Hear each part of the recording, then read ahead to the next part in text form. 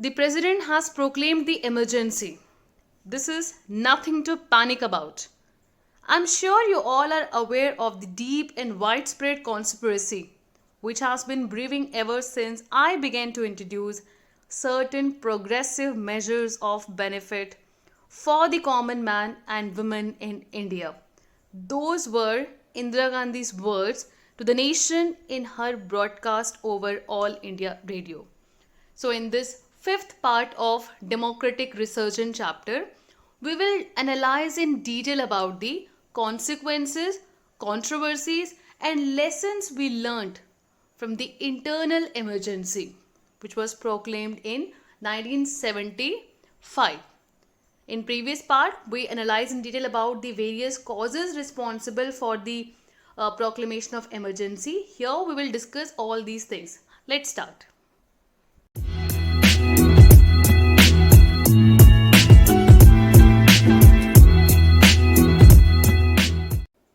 Now, first of all, the consequences of internal emergency. देखो, emergency declare कब हुआ?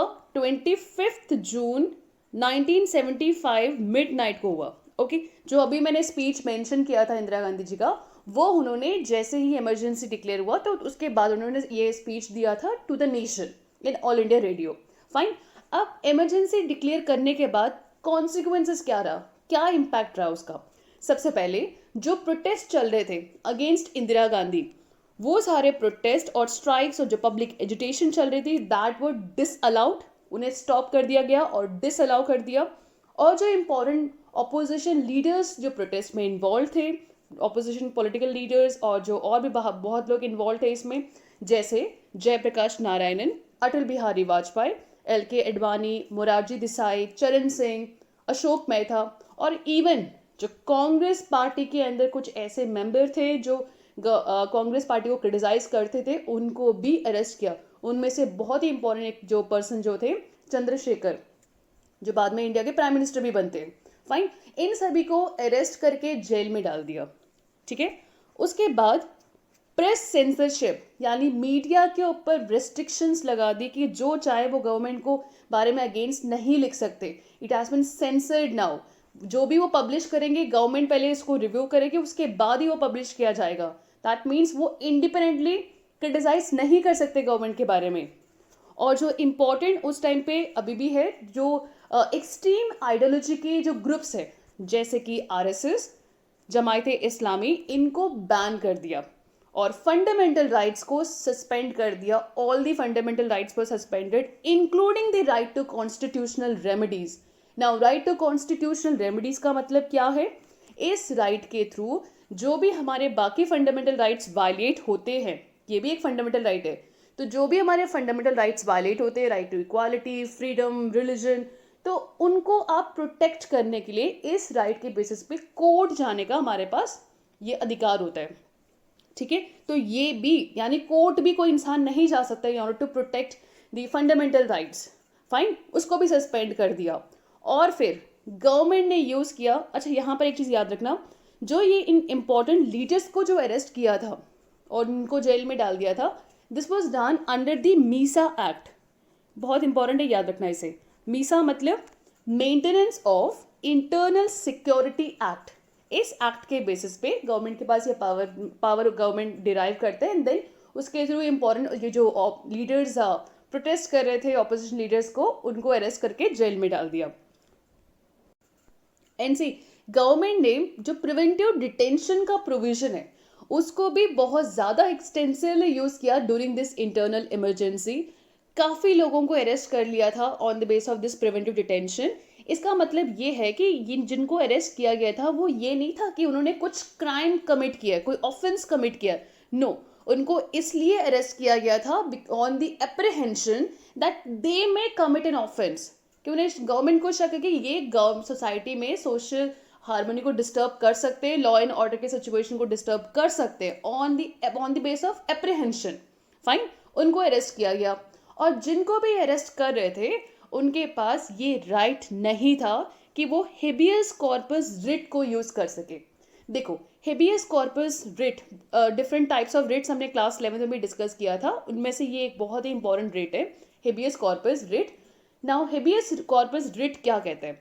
वो ये कहता है, फॉर एग्जाम्पल, यहाँ पर इस एग्जाम्पल को ध्यान से सुनना, दिस इज कोर्ट ए, ठीक है, A is denoting court, B and C, यहाँ पर मैं 3 अल्फाबेट्स मेंशन कर रही हूँ, okay. C is myself, okay. मुझे अगर इस बी ने अरेस्ट किया, B is just take any authority, government authority, ठीक है, तो बी ने मुझे अरेस्ट किया और यहाँ पर मैंने मुझे नहीं बताया किस ग्राउंड के बेसिस पे मुझे अरेस्ट किया गया, ऑन व्हाट ग्राउंड्स, मैंने क्या गलती करी, कुछ नहीं बताया गया। तो मैं हेबियस कॉर्पस रिट यूज करके ए के पास जा सकती हूँ। ए क्या है? कोर्ट, ठीक है। कोर्ट अब जिसने मुझे अरेस्ट किया था, that is this B person, B को ये ऑर्डर देगा कि जिस पर्सन को आपने अरेस्ट किया था, दैट मीन्स मुझे अरेस्ट किया यहाँ पर, कि उस पर्सन को आप मेरे सामने प्रेजेंट करो। फिर उसके बाद कोर्ट ये एग्जामिन करेगा कि जो मुझे अरेस्ट किया गया था, क्या वो लीगली अरेस्ट करके जो मुझे डिटेन किया था, क्या वो लीगली वैलिड है या नहीं। अगर वो डिटेंशन जिस तरीके से किया गया था वो लीगली वैलिड नहीं है, that was done in an arbitrary manner, okay, in that case मुझे वो फ्री कर सकते हैं। फाइन, तो ये हेबियस कॉर्पस रिट हुआ। अब ये रिट जिनको अरेस्ट किया जा रहा था वो नहीं यूज कर सकते, और उनके बिहाफ से, यानी उनके तरफ से कुछ लोगों ने बहुत सारी रिट्स फाइल करी थी कोर्ट में, तो वहां पर कोर्ट ने सुप्रीम कोर्ट के पास भी रिट्स गए थे, हाई कोर्ट के पास भी गए थे, बट गवर्नमेंट का स्टांस ये था कि गवर्नमेंट को ये बताने की जरूरत नहीं है, it is not necessary to inform the arrested person कि किस ग्राउंड पे बेसिस पे उसे अरेस्ट किया जा रहा है, क्या रीजन है, क्या ग्राउंड है जिसके वजह से उसे अरेस्ट करें, उसे बताने की जरूरत नहीं है। ये गवर्नमेंट का स्टेटमेंट है। फाइन, और ऐसे में ये होता है कि बहुत सारे जो लोग होते हैं वो हाई कोर्ट्स में पिटिशन फाइल करते हैं कि गवर्नमेंट ऐसे कैसे कह सकती है। तो हाई कोर्ट्स के बहुत सारे हाई कोर्ट्स में ये डिसीजन आते हैं कि देखो, इमरजेंसी के टाइम पीरियड में भी कोर्ट हेबियस कॉर्पस रिट्स को एंटरटेन कर सकती है, उनके ऊपर ऑर्डर दे सकती है। और इसके ऊपर अप्रैल 1976 में एक बहुत ही इंपॉर्टेंट जजमेंट आता है बाय द सुप्रीम कोर्ट, जिसको हम बहुत ही ज़्यादा कंट्रोवर्शियल मानते हैं ना। वो क्या था जजमेंट?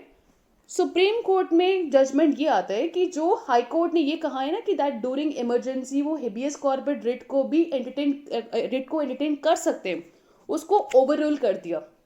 सुप्रीम कोर्ट ने कहा हाई कोर्ट्स एंटरटेन नहीं कर सकते, and what the government is saying that is justified. उसे गवर्नमेंट के स्टेटमेंट को एक्सेप्ट किया, और ये बहुत ही कंट्रोवर्शियल रहा, क्योंकि अब गवर्नमेंट के पास पूरा पावर है कि राइट टू लाइफ, लिबर्टी, वो उनको भी कर्टेल कर सकती है, क्योंकि कोई कोर्ट जा ही नहीं सकता in order to speak against the government, fine, on the violation of the right to life और liberty, नहीं जा सकते।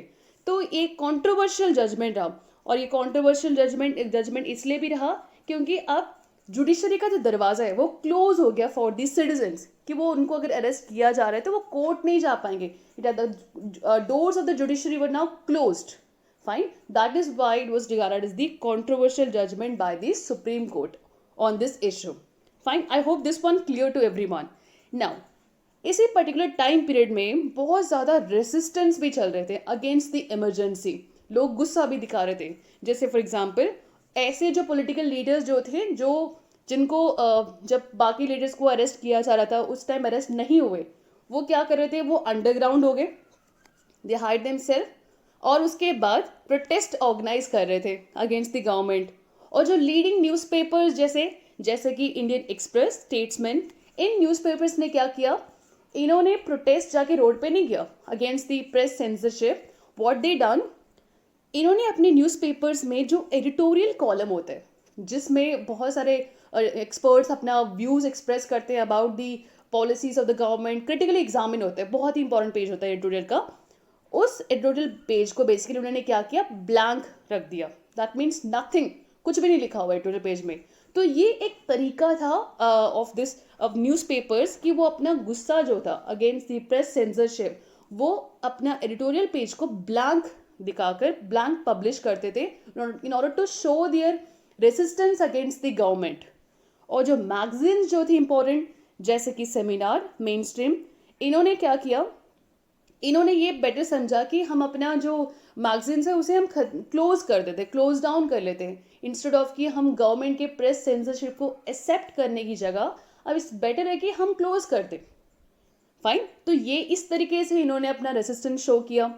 और बहुत सारे जो इंपॉर्टेंट जर्नलिस्ट थे जो गवर्नमेंट के अगेंस्ट इमरजेंसी की जिस तरीके से यूज़ किया जा रहा था प्रोविजन, जो डेमोक्रेसी के प्रिंसिपल्स का वायलेशन हो रहा था, जो उसके बारे में लिख रहे थे, उन जर्नलिस्ट को अरेस्ट कर लिया और बहुत ज़्यादा डिफरेंट न्यूज़ लेटर्स, लीफलेट्स इस पर्टिकुलर टाइम पीरियड में in order to bypass the censorship से अपने आप को बचा के इंफॉर्मेशन को ट्रूली पब्लिश करने के लिए वो क्या करते थे, अंडरग्राउंड न्यूज लीफलेट्स और न्यूज़ लेटर्स पब्लिश होते थे।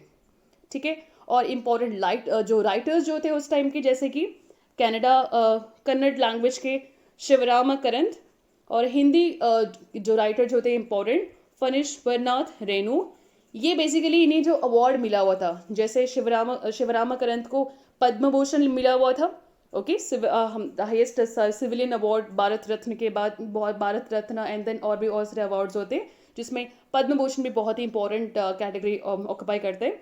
तो पद्म भूषण जो उन्हें मिला था, फणीश्वरनाथ रेणु को पद्मश्री मिला था।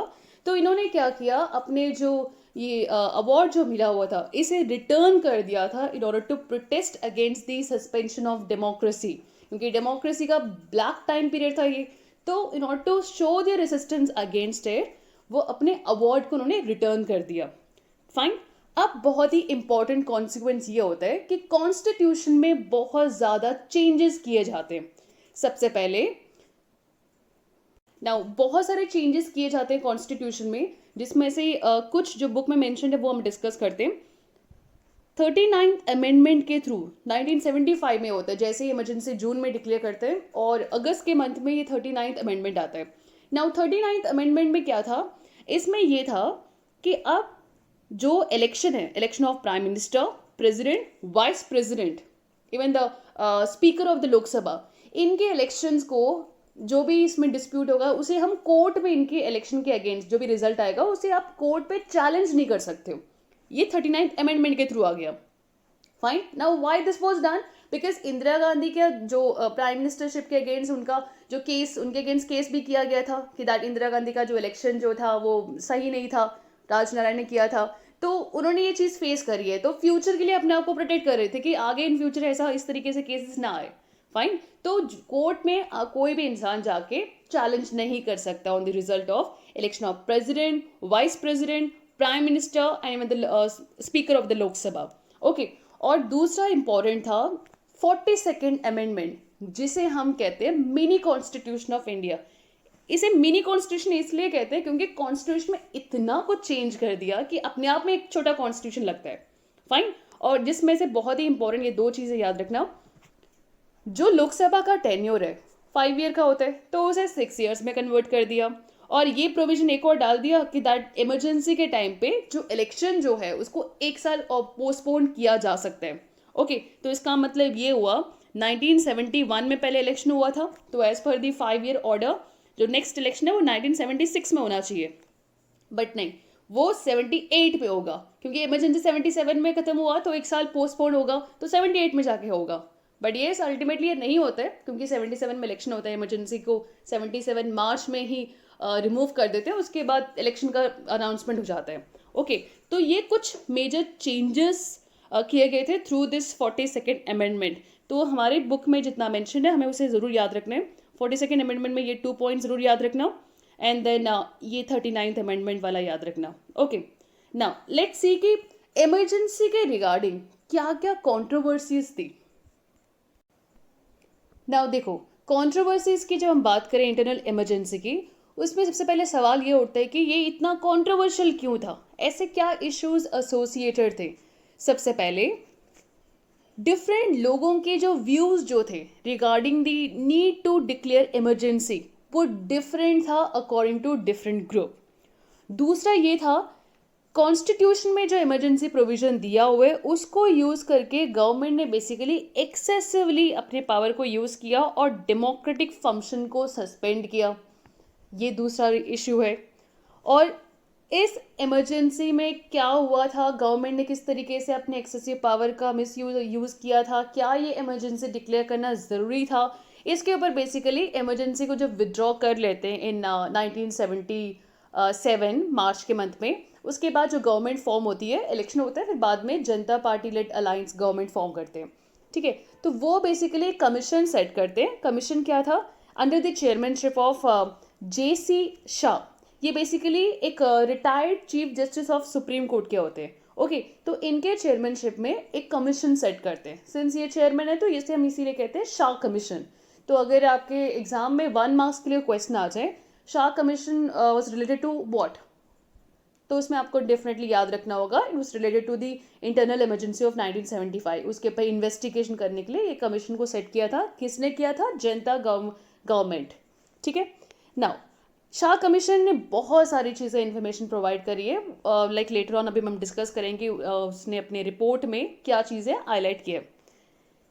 नाउ दूसरा सवाल ये उठता है कि जो फर्स्ट रीज़न का ही पॉइंट था कि क्या इमरजेंसी को डिक्लेयर करना ज़रूरी था, क्योंकि देखो इंटरनल इमरजेंसी यानी जो ये इमरजेंसी थी ये डिक्लेयर किया था on the basis of internal disturbance. 1975 से पहले इंटरनल डिस्टर्बेंस के ग्राउंड पे इमरजेंसी, नेशनल इमरजेंसी कभी भी डिक्लेयर नहीं हुआ। ये फर्स्ट टाइम है, फर्स्ट एंड लास्ट है आज तक, ओके। उससे पहले 1975 से पहले 2 बार इमरजेंसी डिक्लेयर किया गया था, नेशनल इमरजेंसी, बट वो डिक्लेयर किया था on the basis of external aggression, okay. One was in 1962 जब चाइना के साथ वॉर हो रहा था, और उसके बाद 1971 जब पाकिस्तान के साथ था, फाइन। तो उस पर्टिकुलर टाइम पीरियड में किया था, but internal disturbance as a ground उसके बेसिस पे कभी भी डिक्लेयर नहीं हुआ था।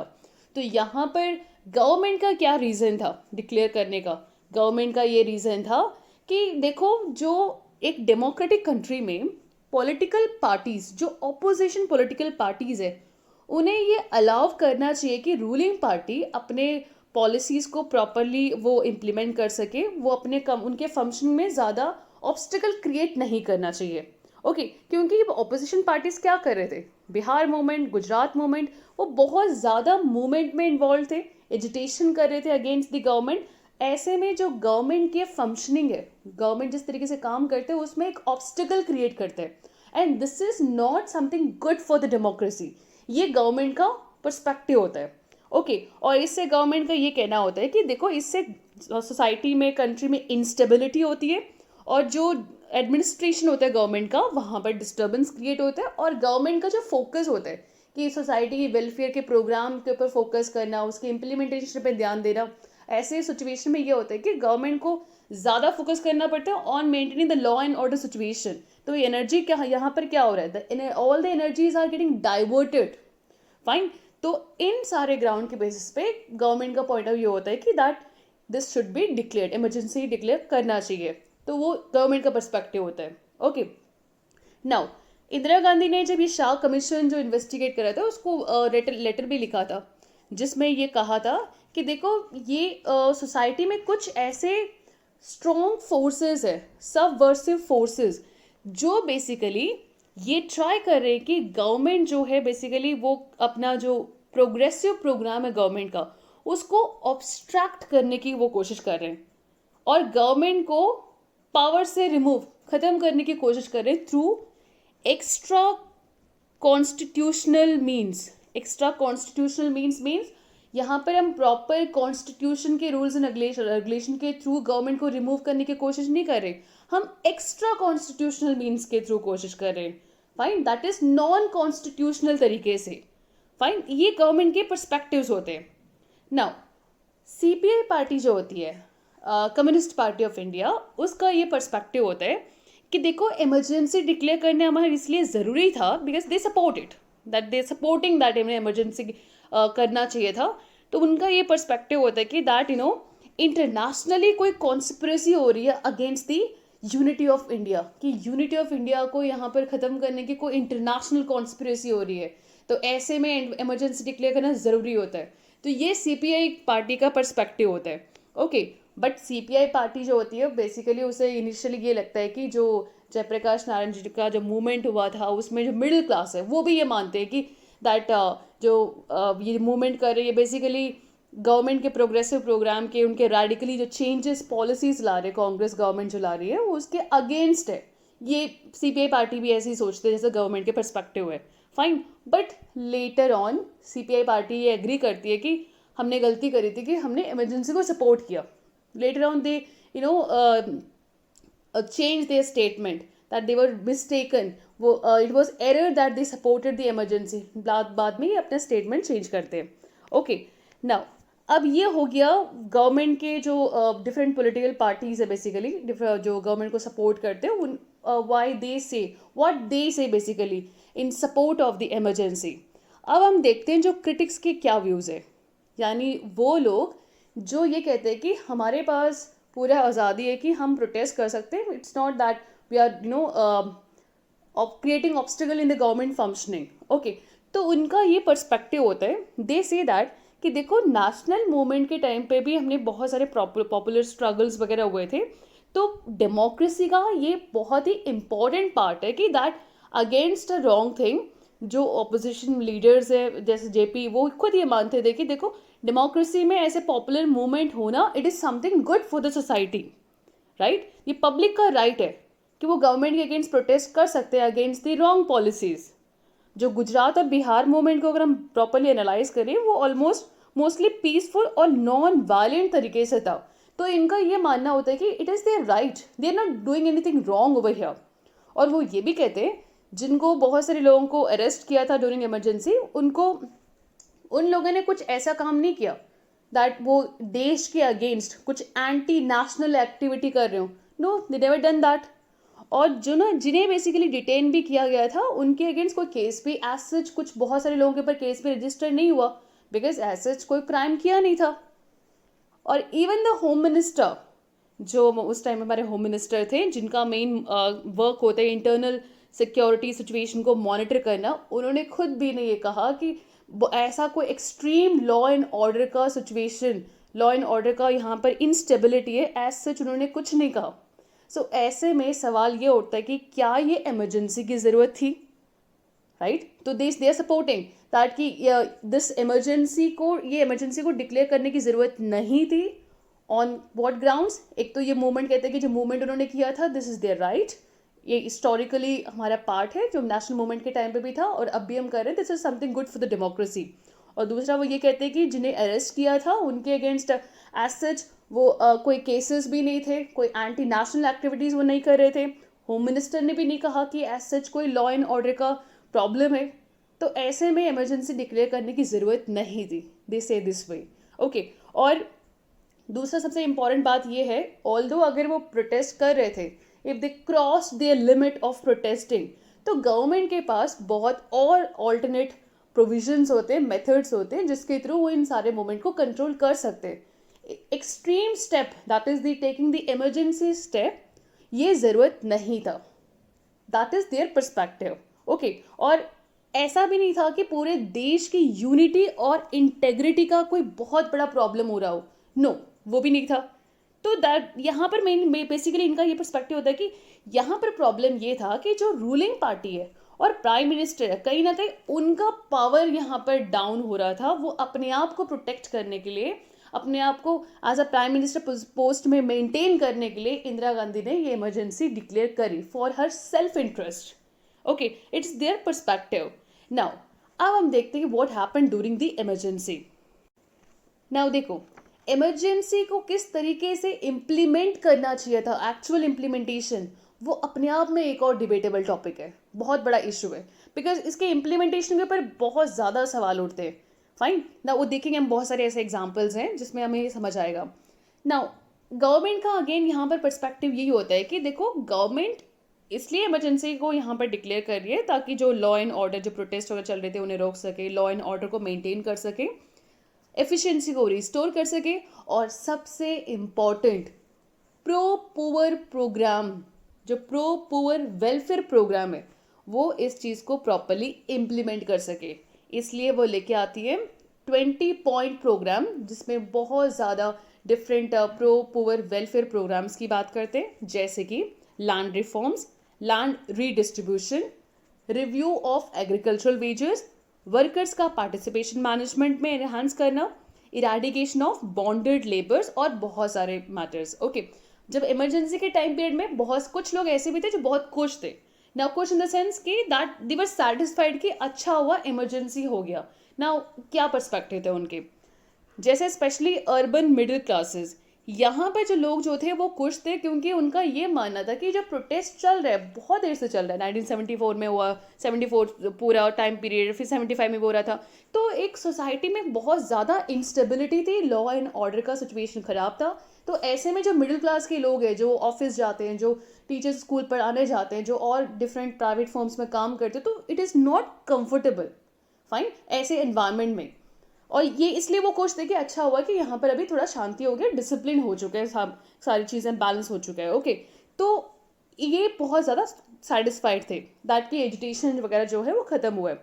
अच्छा, जो पुअर और रूरल पीपल है वो भी खुश थे कि इमरजेंसी हुआ, it's good. Now why? Because उनका ये मानना था कि अब प्रोटेस्ट वगैरह सब रुक गया, तो अब थोड़ा देख सकते हैं कि गवर्नमेंट जो हमारे लिए प्रो पुअर वेलफेयर प्रोग्राम लेके आ रहे थे उसको अच्छे से प्रॉपरली फास्टली उसे इम्प्लीमेंट करे ताकि उन्हें बेनिफिट हो, तो वो इसलिए खुश थे।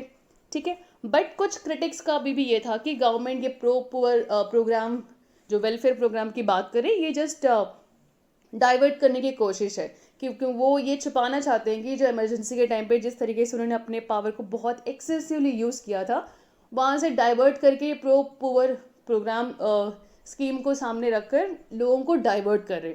फाइन। और दूसरा वो ये भी कहते हैं कि जिस तरीके से प्रिवेंटिव डिटेंशन को एक्सेसिवली यूज़ किया था, द क्वेश्चन ऑन दैट कि ये इतना एक्सेसिव यूज़ करने की ज़रूरत नहीं थी, क्योंकि जब हम शॉ कमीशन रिपोर्ट को अगर प्रॉपरली एनालाइज करें, उस कमीशन ने बहुत सारी चीज़ें हाईलाइट करी है। जैसे कि कमीशन ने ये कहा, नियरली 676 ऑपोजिशन लीडर्स को अरेस्ट किए ड्यूरिंग दिस इमरजेंसी टाइम पे, जब जैसे स्टार्ट हुआ था उसके बाद जो पूरे टाइम पीरियड में, और 1,11,000 people were arrested under preventive detention.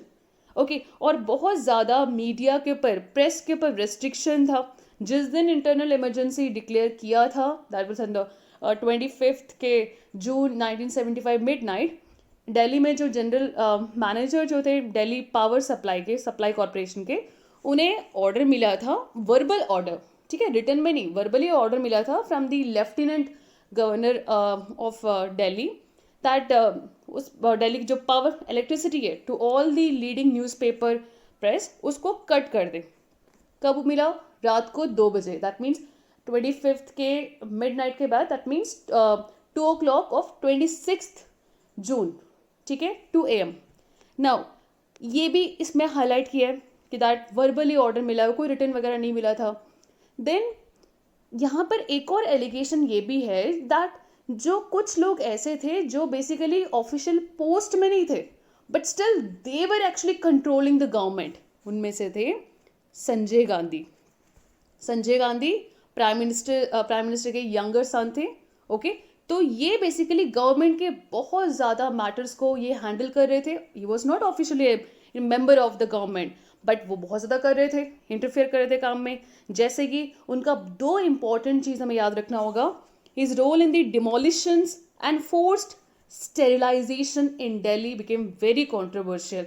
यहाँ पर बेसिकली इनके टाइम पीरियड में ये करवाया था इन्होंने, टू कंट्रोल द पॉपुलेशन।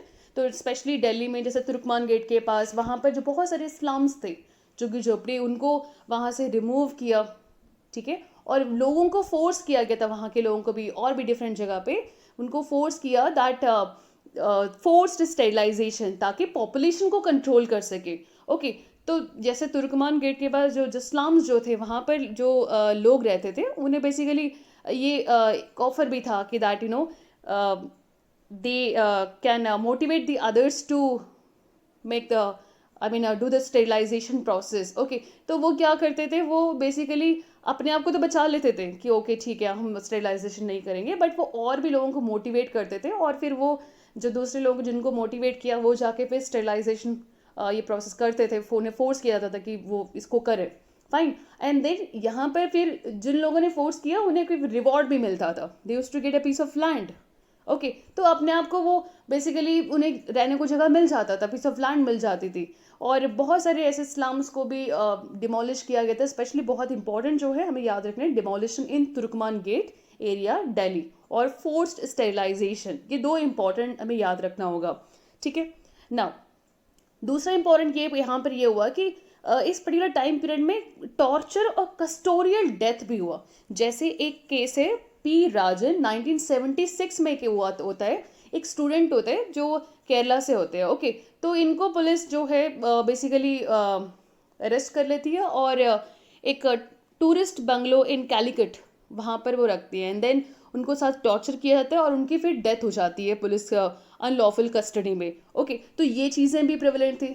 तो अगर हम इमरजेंसी की बात करें कि इमरजेंसी में एक आम इंसान के ऊपर क्या इम्पैक्ट हुआ, तो उसमें एक चीज़ तो है कि टॉर्चर कस्टोडियल डेथ रहा, एंड देन जो पुअर पीपल हैं उन्हें आर्बिट्रेटली रीलोकेट किया from one place to another place, और बहुत ज़्यादा like over enthusiastically population control measures लिए गए थे, जैसे कि कंपल्सरी स्टेरिलाइजेशन सिस्टम। ठीक है तो ये था regarding this one. Now let's look at the lessons of the emergency. Now the first lesson जो हमने इमरजेंसी सीखा वो ये कि that it is extremely difficult to stop democracy in India. देखो इमरजेंसी ने हमें दोनों चीज़ें दिखाई है, weakness and strength of Indian democracy. और इस पर्टिकुलर टाइम पीरियड में बहुत सारे ऑब्जर्वर्स जो थे उनका ये मानना था कि now India cease to be democratic during the emergency. तो अब इंडिया जो है डेमोक्रेटिक कंट्री नहीं रहेगा, फाइन। बट जैसे ही इमरजेंसी खत्म हो जाता है उसके बाद जो हमारे सिस्टम जो होते हैं वो basically with in a short period of short span of time वो डेमोक्रेटिकली वो नॉर्मल सिचुएशन जैसे होते हैं वैसे फंक्शन करते हैं। ओके और उसके बाद जो 1977 में इलेक्शन भी होते हैं, लोग बहुत ही अच्छे से अपने दिमाग को प्रॉपरली यूज़ करते हैं और इमरजेंसी के इम्पैक्ट को देखते हुए they do the right kind of decision at that time. Okay तो यहाँ पर बेसिकली ये हमें एक लेसन मिला कि ये बहुत मुश्किल है, डेमोक्रेसी को हम अपने इंडियन सोसाइटी से कभी ख़त्म नहीं कर सकते। That is one lesson.